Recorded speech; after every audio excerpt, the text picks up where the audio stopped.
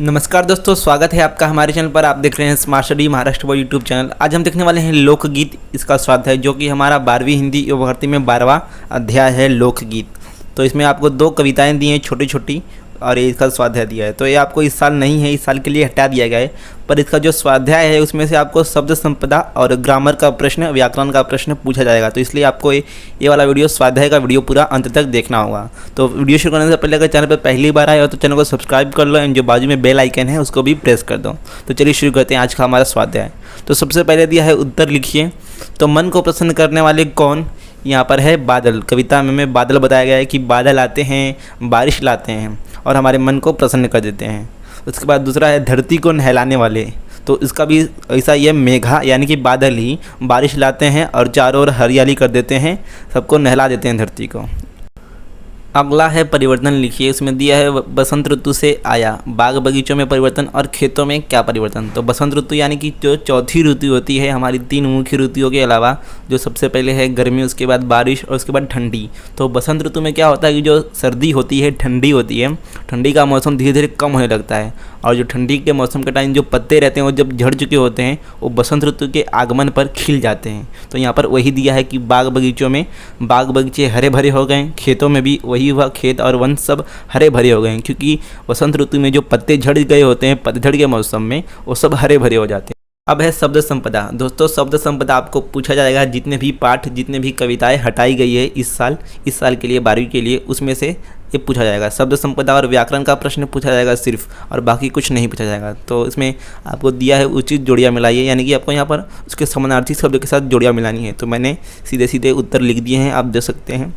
तालाब का हो जाएगा सर, नदी का सरिता, उसके बाद बयार का हवा और भंवरा का भ्रमर। तो ये इसका उत्तर है दोस्तों। आप चाहे तो स्क्रीनशॉट ले लीजिएगा, क्योंकि ये आने वाला है इस पाठ में से, इस कविता में से।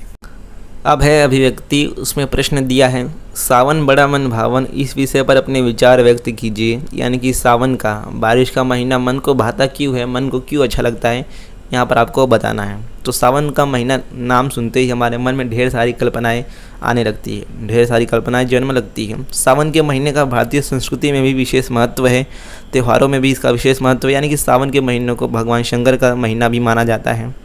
काली घटाएं, उमड़ते घुमड़ते मदमाते बादल, रिमझिम फुहारे, भीना भीना मौसम। सावन शब्द अपने आप में ही मन भावन है, दिल को छू लेने वाला है।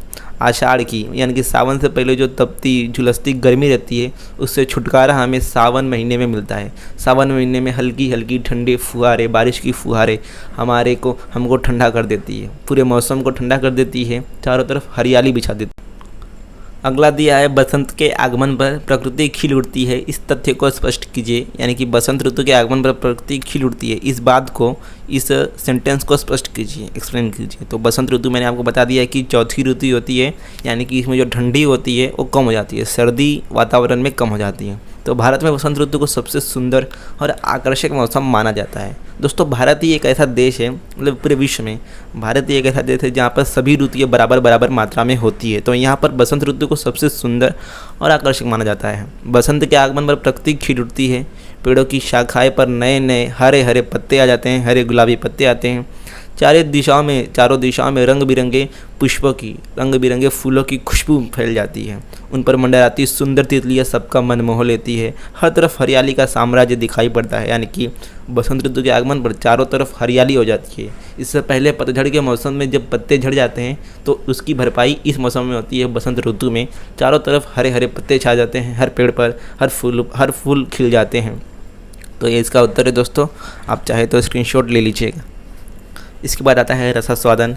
इसमें क्या दिया है, बसंत और सावन ऋतु जीवन के सौंदर्य का अनुभव कराते हैं। इस कथन के आधार पर कविता का रसास्वादन कीजिए। तो बसंत ऋतु आते ही चारों तरफ फूल महकने लगते हैं, सरसों फूल जाते हैं, पूरी धरती मानो हरियाली की चादर ओढ़कर खिल उठती है, कली कली फूल बनकर मुस्कुराने लगते हैं, जिसके कारण तन मन भी प्रसन्न हो जाते हैं। इस ऋतु के आने से खेत, वन, बाग बगीचे सब हरे भरे हो जाते हैं। इंद्रधनुष के विभिन्न रंगों के समान भांति भांति के रंग फूल खिल उठते हैं, भौरों के दल प्रसन्न होकर फूलों पर मंडराने लगते हैं, काजल लगी कजरारी आंखों में सपने मुस्कुराने लगते हैं और कंठ से मीठे गीत फूटने लगते हैं। बाग बगीचों में बाहर आने के साथ ही यौवन भी अंगड़ाइयाँ लेने लगता है। दोस्तों आप इसका उत्तर खुद से भी लिख सकते हैं। सिर्फ याद कीजिए कि बसंत ऋतु और सावन ऋतु में क्या परिवर्तन होता है हमारे आसपास, हमारी प्रकृति में। तो ये इसका उत्तर है दोस्तों। इसके बाद आखिर में दिया है साहित्य संबंधी सामान्य ज्ञान। उसमें पहला प्रश्न दिया है लोकगीतों की 2 विशेषताएं। दोस्तों ये भी आपको पूछा जाएगा इस कविता में से। तो पहला क्या दिया है, लोकगीत में गेयता तत्व प्रमुख होता है। गेयता यानी दोस्तों गाना। लोकगीत एक गाना ही होते हैं, जिसे एक गाना होता है जिसे गाया जाता है। तो गेयता तत्व यानी जिसे गाया जा सके। तो लोकगीत मुख्यतः जनसाधारण के त्योहारों से संबंधित होते हैं। तो जो लोकगीत होते हैं वो त्योहारों से संबंधित होते हैं, यानी कि त्योहारों के समय गाए जाते हैं, खुशी के पर्व के समय गाए जाते हैं। तो लोकगीत के 2 प्रकार, तो हर राज्य में अलग अलग प्रकार के लोकगीत होते हैं, पर जो यहाँ पर बताए गए हैं इस पाठ में, इस कविता में लोकगीत बताए गए हैं, उसमें से 2 मुख्य प्रकार हैं, कजरी और सोहर। सोहर जब घर में नए बच्चे का जन्म होता है, छोटे शिशु का जन्म होता है, तब उस मौके पर सोहर गाना गाया जाता है। तो ये जो दोनों गीत हैं लोकगीत, ये त्योहारों के समय मतलब खुशी के अवसर पर घर में गाए जाते हैं।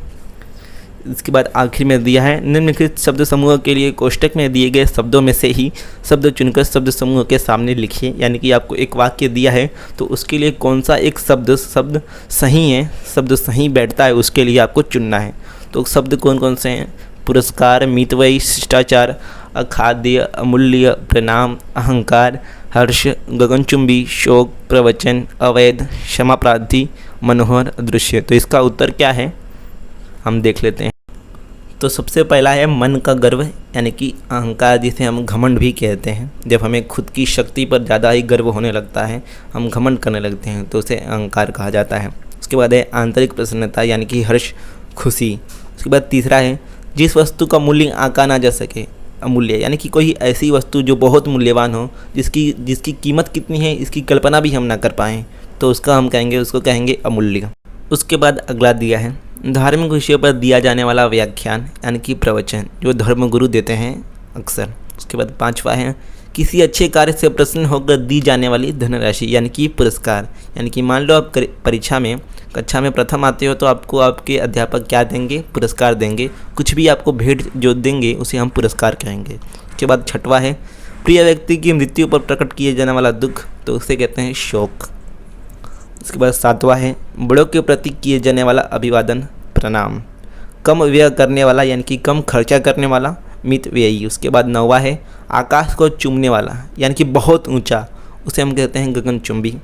उसके बाद जो विधि या कानून के विरुद्ध हो, अवैध, यानी कि जिसे हम इंग्लिश में कहते हैं, अंग्रेजी में इलीगल कहते हैं। उसके बाद 11वां है क्षमा के लिए प्रार्थना करने वाला, यानी कि क्षमा प्रार्थी।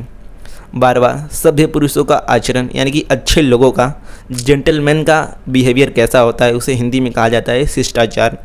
उसके बाद 13वां है मन को हरने वाला, यानी कि मन को मोह लेने वाला, मनोहर।